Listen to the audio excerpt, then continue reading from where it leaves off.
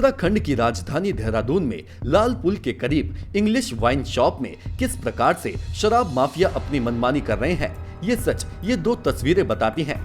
एक बार आप इस बोतल की कीमत को देखें जिसमें शराब रॉयल स्टैग की कीमत प्रिंट के हिसाब से ₹340 है। दूसरी तरफ इस तस्वीर को देखें जिसमें इसकी कीमत 350 में खरीदी गई है।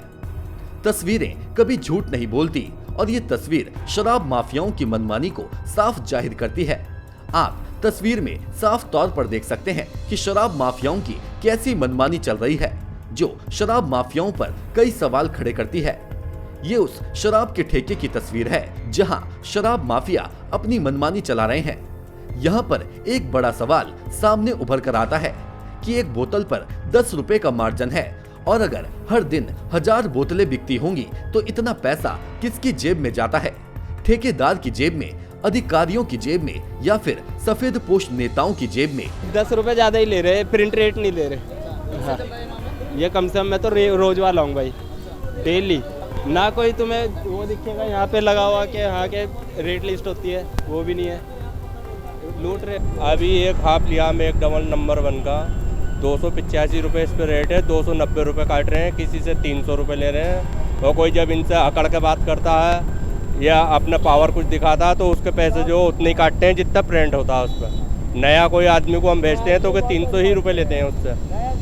मतलब इन्होंने लूट मचा रखी है। इस तरीके का कोई देखने वाला नहीं है कि ये लोग कर क्या रहे हैं, समझे। कुछ माल इसमें ऐसा भी आ रहा है कि गलत भी उसमें चल जाएंगे उसी रेट में, मतलब कर रखा है इन लोगों ने। वैसे भी उत्तराखंड में हर शराब के ठेके का टर्नओवर करोड़ों में होता है, ये किसी से छुपा नहीं है। उत्तराखंड में 4 मई को शराब के ठेके खुले। एक दिन में शराब की बिक्री ने रिकॉर्ड तोड़ दिया। अकेले देहरादून में एक ही दिन में शराब की इतनी बिक्री हुई कि ब्रांडेड शराब का स्टॉक लगभग खत्म हो गया। देहरादून जिले के आंकड़ों को पढ़कर आपको हैरानी होगी। अकेले देहरादून में एक दिन में 1,34,00,000 रुपए की शराब की बिक्री हुई थी। जी हाँ, ये आंकड़ा सिर्फ देहरादून का है। ऐसे में सवाल यहाँ पर उभर कर सामने आ जाता है कि ₹10 मार्जिन से ठेकेदार या सरकार को कितना फायदा हो रहा होगा। इस प्रकार की खबर को नेशन वन पहले भी उठा चुका था, लेकिन प्रशासन ने सिर्फ कार्रवाई की बात की और काम के नाम पर कुछ नहीं हुआ। क्या नेताओं के संरक्षण में ये सारा खेल खेला जा रहा है या ठेकेदार किसी रसूख के दम पर ऐसा कर रहा है? सवाल तो कई हैं और जवाब सिर्फ एक, जो या तो प्रशासन के पास है या ठेकेदार के पास या फिर सरकार के पास। और कहा भी जाता है कि उत्तराखंड की अर्थव्यवस्था को चलाने के लिए शराब कितना बड़ा हथियार है, ऐसा कोई नहीं है जो उसके बारे में नहीं जानता होगा। शराब का बिकना साफ तौर पर ठेकेदार को फायदा दे रहा है। ठेकेदार से फायदा किसको हो रहा है, ये आप इशारों इशारों में समझ गए होंगे।